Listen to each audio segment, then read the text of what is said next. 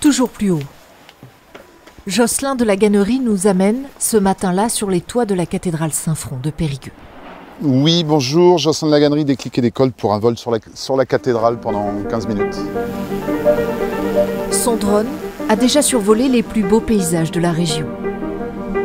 Image toujours saisissante, car depuis les airs, le lever du jour à Périgueux, la brume autour du château de Bénac prennent une autre dimension.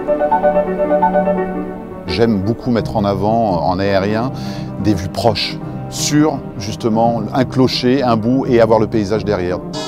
Cette proximité, elle est complètement nouvelle et possible avec le drone. Soumis à des règles strictes, la prise d'image par drone est une partition qui se joue à deux. Un à la conduite, l'autre à la sécurité. Ok, c'est pas mal là. Jocelyn, lui, a débuté juste avant le confinement. En 2020, on a tous découvert plein d'images de villes en France confinées et j'avais proposé à l'époque effectivement à plusieurs médias de leur offrir ces images un peu inédites. C'est un peu triste, mais de voir ces villes sans voiture et sans vie.